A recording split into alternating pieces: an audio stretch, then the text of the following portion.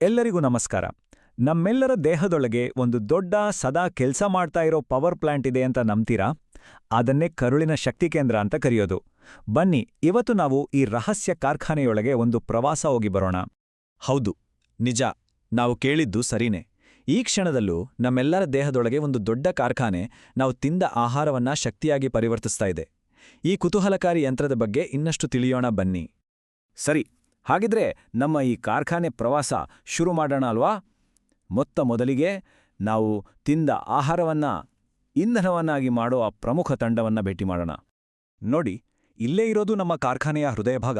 ಅದೇ ಕೇಂದ್ರ ಕುಲುಮೆ. ನಮ್ಮ ಪ್ರಾಚೀನ ಜ್ಞಾನ ಇದನ್ನ ಅಗ್ನಿ ಅಂತ ಕರೆಯುತ್ತೆ, ಅಂದ್ರೆ ಜೀರ್ಣಶಕ್ತಿಯ ಬೆಂಕಿ. ಈ ಪ್ರಜ್ವಲಿಸೋ ಬೆಂಕಿನೇ ನಾವು ತಿಂದ ಆಹಾರವನ್ನ ಕರಗಿಸಿ ಒಂದು ಬೆಚ್ಚಗಿನ ದ್ರವರೂಪಕ್ಕೆ ತರೋದು. ಈಗ ಬನ್ನಿ, ನಮ್ಮ ಕಾರ್ಖಾನೆಯ ಸಖತ್ತು ಚುರುಕಾದ ಕೆಲಸಗಾರರನ್ನ ನೋಡೋಣ. ಇವರೇ ನೋಡಿ, ನಮ್ಮ ಇಂಧನ ಇಂಜಿನಿಯರ್ಗಳು. ಅಂದ್ರೆ ನಮ್ಮ ಕರುಳಿನಲ್ಲಿರೋ ಕೋಟ್ಯಾಂತರ ಒಳ್ಳೆ ಬ್ಯಾಕ್ಟೀರಿಯಾಗಳು. ಆ ಕುಲುಮೆಯಿಂದ ಬಂದ ಬೆಚ್ಚಗಿನ ದ್ರವ ಇದೆಯಲ್ಲ, ಅದನ್ನ ಇವು ಶಕ್ತಿಯಾಗಿ ಪರಿವರ್ತಿಸ್ತವೆ. ಅಷ್ಟೇ ಅಲ್ಲ, ನಮ್ಮ ಮೆದುಳಿಗೆ ಖುಷಿಯ ಭಾವನೆ ಕೊಡೋಕೆ ಬೇಕಾದ ರಾಸಾಯನಿಕಗಳನ್ನು ಇವೇ ತಯಾರಿಸುತ್ತೆ. ಸರಿ, ಎಲ್ಲವೂ ಚೆನ್ನಾಗಿದ್ದಾಗ ಕಾರ್ಖಾನೆ ಅದ್ಭುತವಾಗಿ ಕೆಲಸ ಮಾಡುತ್ತೆ.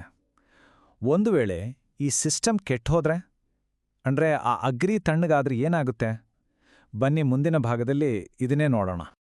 ಇಲ್ಲಿ ನೋಡಿ, ಒಂದು ಆರೋಗ್ಯಕರ ಬೆಚ್ಚಗಿನ ಕಾರ್ಖಾನೆ ಎಷ್ಟು ಚೆನ್ನಾಗಿ ದಕ್ಷವಾಗಿ ಕೆಲಸ ಮಾಡ್ತಾ ಇದೆ.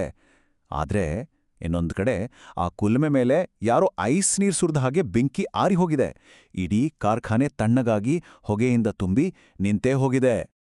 ಆ ಕುಲುಮೆ ತಣ್ಣಗಾದಾಗ ಏನಾಗುತ್ತೆ ಗೊತ್ತಾ? ಕರಗದ ಆಹಾರ ಅಲ್ಲೇ ಕೊಳೆಯೋಕ್ ಶುರುವಾಗಿ ಆಮ ಅನ್ನೋ ಒಂದು ವಿಷಕಾರಿ ಕಪ್ಪು ಕೆಸರಾಗಿ ಬದಲಾಗತ್ತೆ. ಈ ಜಿಗುಟಾದ ಕೆಸರು ಕಾರ್ಖಾನೆಯ ಗೇರುಗಳನ್ನ ಜಾಮ್ ಮಾಡಿ ಇಡೀ ಸಿಸ್ಟಮನ್ನೇ ನಿಲ್ಸಿಬಿಡುತ್ತೆ. ಈ ಕಪ್ಪು ಕೆಸರು ನಮ್ಮಲ್ಲಿ ಜಾಸ್ತಿಯಾದಾಗ ದೇಹ ನಮಗೆ ಕೆಲವೊಂದು ಸಿಗ್ನಲ್ಗಳನ್ನು ಕೊಡುತ್ತೆ.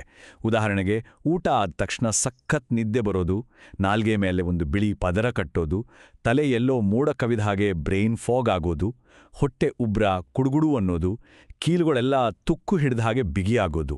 ಇವೆಲ್ಲವೂ ನಮ್ಮ ಕಾರ್ಖಾನೆಯಲ್ಲಿ ಏನೋ ಸಮಸ್ಯೆ ಆಗಿದೆ ಅನ್ನೋದರ ಸ್ಪಷ್ಟ ಸೂಚನೆಗಳು. ಹಾಗಾದ್ರೆ ಈ ಕೆಟ್ಟು ನಿಂತಿರೋ ಕಾರ್ಖಾನೆಯನ್ನ ಸರಿ ಮಾಡೋದು ಹೇಗೆ?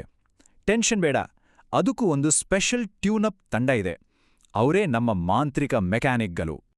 ನೋಡಿ, ಈ ತಂಡದಲ್ಲಿ ಶುಂಠಿ ಇದೆಯಲ್ಲ, ಅದು ಸ್ಪಾರ್ಕ್ ಪ್ಲಗ್ ಥರ ಕೆಲಸ ಮಾಡುತ್ತೆ.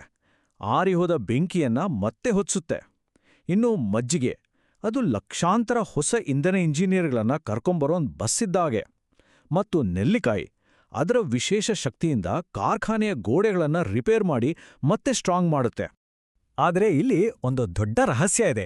ಪ್ರತಿಯೊಬ್ಬರ ದೇಹದಲ್ಲಿರೋ ಕಾರ್ಖಾನೆ ಒಂದೇ ರೀತಿ ಇರೋದಿಲ್ಲ. ಅಂದ್ರೆ ಒಂದು ಕಾರ್ಖಾನೆಗೆ ಸರಿಹೊಂದುವ ಇಂಧನ ಇನ್ನೊಂದು ಕಾರ್ಖಾನೆಗೆ ಸರಿಹೊಂದರೇಬೇಕು ಅಂತೇನಿಲ್ಲ. ಆಯುರ್ವೇದದ ಪ್ರಕಾರ ನಮ್ಮಲ್ಲಿ 3 ಮುಖ್ಯ ಇಂಜಿನ್ ಮಾದರಿಗಳಿವೆ. ಒಂದು ವಾಯು ಪ್ರಕೃತಿಯ ವಾತ ಇಂಜಿನ್, ಇನ್ನೊಂದು ಅಗ್ನಿ ಪ್ರಕೃತಿಯ ಪಿತ್ತ ಇಂಜಿನ್, ಮತ್ತು ಮೂರನೇದು ಪೃಥ್ವಿ ಪ್ರಕೃತಿಯ ಕಫ ಇಂಜಿನ್. ನೋಡಿ, ವಾಯು ಇಂಜಿನ್ಗೆ ಬೆಚ್ಚಗಿನ ಭಾರವಾದ ಊಟ ಬೇಕು. ಅಗ್ನಿ ಇಂಜಿನ್ಗೆ ತಂಪಾಗಿರೋ ಸಿಹಿಯಾದ ಊಟ ಬೇಕು. ಹಾಗೆ ನಿಧಾನವಾಗಿರೋ ಪೃಥ್ವಿ ಇಂಜಿನ್ಗೆ ಶುಂಠಿ ಅಂತಹ ಖಾರವಾದ ಮಸಾಲೆಗಳು ಬೇಕು. ಒಬ್ಬರಿಗೆ ಒಳ್ಳೆದು ಮಾಡುವ ಆಹಾರ ಇನ್ನೊಬ್ಬರ ಕಾರ್ಖಾನೆಯಲ್ಲಿ ಕೆಸರಿನ ಸ್ಫೋಟವನ್ನೇ ಉಂಟುಮಾಡ್ಬೋದು. ಕೇವಲ ಇಂಜಿನ್ ಮಾದರಿ ಅಷ್ಟೇ ಅಲ್ಲ, ಹೊರಗಿನ ವಾತಾವರಣ ಕೂಡ ನಮ್ಮ ಒಳಗಿನ ಕುಲುಮೆಯ ಮೇಲೆ ಪರಿಣಾಮ ಬೀರುತ್ತೆ.